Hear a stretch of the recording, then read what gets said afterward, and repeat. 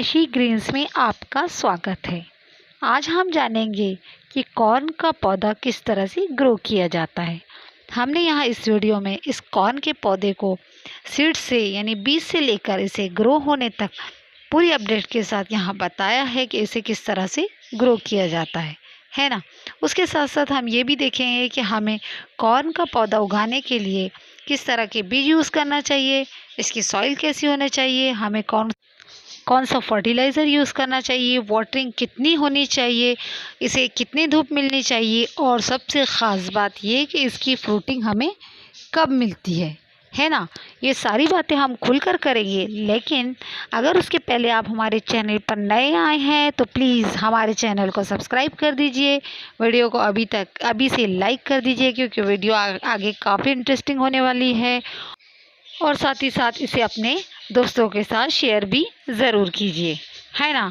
तो चलिए अब हम अपने टॉपिक की तरफ आते हैं। सबसे पहले हम ये जानेंगे कि हमें इसमें कौन सा बीज यूज़ करना चाहिए। इसके लिए हमें कोई ख़ास मार्केट से अलग से कोई बीज खरीदने की ज़रूरत नहीं होती है। हम वही कॉर्न के सीड्स यूज़ कर सकते हैं, मकई या मक्की के बीज जो हमारे किचन में होते हैं, या अगर हमारे पास नहीं है तो हम किसी ग्रोसरी स्टोर से ले सकते हैं। और अगर आप चाहे तो आप सीड्स की जो शॉप होती है, खाद वगैरह जहाँ मिलती है, वहाँ से भी आप अमेरिकन सीड्स या हमारे जो इंडियन सीड्स जो स्वीट कॉर्न सीड्स होते हैं वो ख़रीद सकते हैं, है ना। अब बात करते हैं कि सॉइल की, हमें इसमें कौन सी सॉइल यूज़ करना चाहिए। तो इसका सिंपल सा जवाब ये है कि हमें इसमें 2 टाइप की सॉइल यूज़ करना चाहिए। पहले तरीके में हमें 50% गार्डन सॉइल, 30% वर्मी कंपोस्ट और 20% कोकोपीट का कॉम्बिनेशन लेना चाहिए, है ना।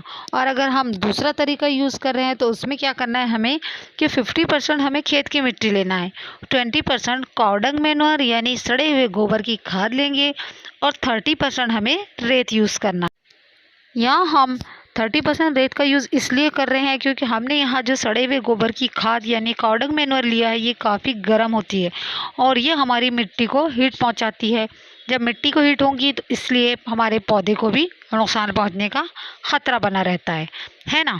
अब बात करते हैं कि इसमें हमें कौन सा फर्टिलाइज़र यूज़ करना चाहिए। तो इसका भी सिंपल सा जवाब ये है कि हमें इसमें जो अभी हमने बताया, या तो काउडंग का यूज़ कर लीजिए, वर्मी कंपोस्ट का यूज़ कर लीजिए, और अगर आपकी कोई होममेड खाद हो तो आप वो भी यूज़ कर सकते हैं। जैसे कि हमने पिछली वीडियो में बताया कि हमें बनाना पील से किस तरह से फर्टिलाइज़र बनाना चाहिए, है ना। अब बात करते हैं कि हमें इसमें कितनी वाटरिंग देना चाहिए। तो इसका भी सिंपल सा जवाब ये है कि इस कॉर्न के पौधे के लिए हमें बहुत ज़्यादा वाटरिंग की ज़रूरत होती है। इसके लिए हमें इसमें सुबह के टाइम में भरपूर पानी देना चाहिए, और शाम के टाइम में हमें तब उसमें पानी देना चाहिए या थोड़ी सी मॉइस्ट बनाए रखना चाहिए जब अगर हमारे क्लाइमेट जो है, अगर हम जहाँ रह रहे हैं वहाँ का क्लाइमेट अगर 40 डिग्री तापमान से ऊपर हो गया, टेम्परेचर ऊपर हो गया है 40 से 40 डिग्री से, तब हमें शाम के समय में इसे दोबारा पानी देना चाहिए, हल्की सी शावरिंग करना चाहिए, पानी स्प्रिंकल करना चाहिए ताकि पौधे में नमी बनी रहे, है ना। अब बात करते हैं कि इसे हमें कितनी धूप की ज़रूरत होती है। तो हमें इसे पार्शियल धूप में रखना चाहिए, ना ज़्यादा गर्म ना ज़्यादा ठंडा, यानी ऐसे एकदम डायरेक्ट सनलाइट में रखने से इसके जो छोटे पौधे होते हैं उनका मरने का खतरा बना रहता है और पौधे धीरे धीरे सूख जाते हैं, है ना। अब बात करते हैं इसकी सबसे ख़ास बात कि इसकी फ्रूटिंग कितने दिन में होती है। तो इसका भी सिंपल सा जवाब है कि हमें इसकी फ्रूटिंग 80 से 90 दिन में मिल जाती है।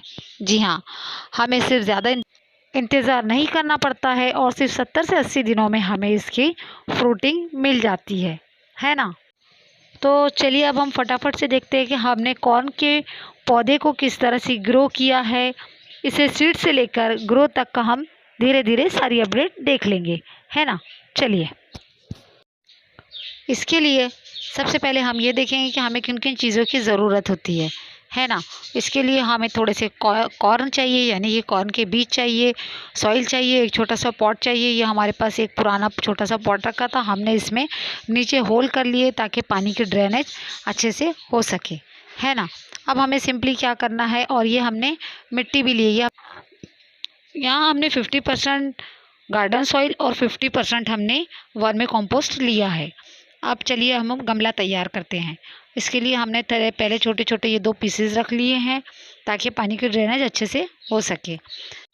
चलिए अब हम मिट्टी तैयार कर लेते हैं। इसके लिए हमने ये 50% गार्डन सॉइल ले लिए हैं और 50% हमने इसमें वर्मी कंपोस्ट मिला लिए। ये भी हम आधी आधी अभी यूज़ कर लेंगे और उसके बाद आधी जो बची हुई है वो हम सीड डालने के बाद यूज़ करेंगे, है ना। अब हम इसे अच्छी तरह से मिला लेना है। अब हमें क्या करना है कि सिंपली हमारे पास जो ये मकई के दाने थे, मकई, कॉर्न, मक्का, पता नहीं आपके स्टेट में, आपके राज्य में इसे क्या कहा जाता है। हमारे यहाँ इसे मकई, मक्का या इंग्लिश में इसे कॉर्न कहा जाता है। आपके यहाँ इसे किस नाम से बुलाया जाता है हमें कमेंट्स करके ज़रूर बताएं, ताकि हमें भी पता चले कि आपके यहाँ इसे क्या कहा जाता है ना। चलो सिंपली हमने ये हम 8 से 10 बीजे लिए हैं। कितने हैं ये? 3 और 6, 12-13 हमने ये बीजे ले लिए हैं। ये सीड्स ले लिए हैं हमने, इसे इसके अंदर जमा लिया। अब हमें क्या करना है कि सिंपली हमें इसे हल्की फुल्की मिट्टी से ढक देना है और फिर हल्का फुल्का इसमें शावरिंग कर लेना है। हमें इसमें ज़्यादा पानी नहीं डालना है, सिर्फ हमें उतना ही पानी डालना है कि ताकि हमारी ये मिट्टी अच्छे से गीली हो सके, है ना। ये हमने अच्छी तरह से मिट्टी में पानी भी डाल दिया। अब हमें सिंपली एक तरफ इसे उठाकर रख देना है और अब हम इसे इंतज़ार करेंगे, वेट करेंगे कि देखेंगे इसकी जर्मिनेशन कब होती है, कितने दिन में होती है, और उसके बाद हमें पता चलेगा कि हमारा ये पौधा किस तरह से ग्रो हो रहा है ना। तो चलिए अब हम वेट करते हैं। ये हमने पूरा 1 हफ्ता इंतज़ार किया है, वेट किया है। इस बीच में हमने सिर्फ इसमें हल्का हल्का पानी दिया था और उसे शेडी एरिया में रखा था। लेकिन देखिए 1 हफ्ते के बाद हमें कितना अच्छा और बेस्ट इसका रिज़ल्ट मिला है ना। देखिए हमारे सारे ही सीड जर्मिनेट हो चुके हैं और जो 2-4 बाकी है उनकी भी हमें यहाँ स्प्राउटिंग दिख रही है ना। ये देखिए कितना अच्छा इसका, बहुत शानदार इसका रिज़ल्ट मिला है। एक्चुअली हमें जो कॉर्न ग्रो करना चाहिए उसका सही समय जो होता है वो होता है मई से लेके अक्टूबर तक। यानी मई से लेके अक्टूबर तक हम कभी भी ग्रो कर सकते हैं और इस बीच में इसका बहुत ही अच्छा रिज़ल्ट देखने को मिलता है ना। चलिए अब हम और इंतज़ार करते हैं और देखते हैं। 3 हफ्ता बीत चुका है और अब हमारा ये कॉर्न का पौधा इस तरह से ग्रो होकर बढ़ गया है ना। ये देखिए ये कम से कम 1 फीट से ऊपर का हमारा ये प्लांट बनकर तैयार हो रहे हैं, है ना। अभी भी यहाँ 2 से 3 सीड्स ऐसे हैं जो अभी जर्मिनेट हुए और उनकी अभी फुली ग्रोथ नहीं हुई है और अभी इनका बढ़ना शुरू है ना। चलिए फिर बाद में और हम देखेंगे, थोड़ा सा और इंतज़ार करेंगे और फिर देखेंगे कि हमारा ये प्लांट कितना और आगे तक जाता है ना। ये देखिए 5 हफ्ते बीत चुके हैं और अब हमारे सामने ये 5 हफ्ते यानी 5 वीक्स का ये रिज़ल्ट हमारे सामने तैयार है ना। हमने 13 सीड्स लिए थे और सारे ही 13 सीड्स अच्छी तरह से जर्मिनेट हो गए हैं और उन सब के प्लांट बनकर तैयार है ना। अब 6 वीक बीत चुके हैं और चलिए इसका रिज़ल्ट ये हमारे सामने है। वाओ, अब ये हमारा प्लांट, हर प्लांट कम से कम 2 फीट से ऊपर का होते जा रहा है। अब हमें क्या करना है, अब हमें सिंपली इसे दूसरे पॉट में ट्रांसफ़र करना है। यानी अब हमें क्या करना है कि हमें एक बड़ा सा 15 से 20 इंच का एक बड़ा सा गमला या पॉट लेना है और हमें उसमें 3 से 4 या सिर्फ 2 या 3 ही हमें इस प्लांट को उसके अंदर ट्रांसफ़र करना है। यानी अगर हमारे पास ये 12 या 13 है तो हमें 2 से 3 पॉट की ज़रूरत होगी। उसके लिए हमें 10 से 12 इंचज़ के 2 से 3 गमले लेना है या एक बहुत बड़ा कंटेनर लेना है जिसमें हम थोड़े डिस्टेंस पे 6 से 8 इंची की दूरी पर इसे ग्रो करने लगा सके, है ना। तो चलिए अब हम इसे ट्रांसफ़र करते हैं, दूसरे पॉट में इसे ट्रांसफ़र करेंगे और फिर नई अपडेट के साथ हम आपको बताएंगे कि अपना ये कॉर्न का प्लांट कहाँ तक पहुँचा है, इसकी फ्रूटिंग कैसे हो रही है ना। तब तक के लिए goodbye, thank you and thanks for watching, है ना।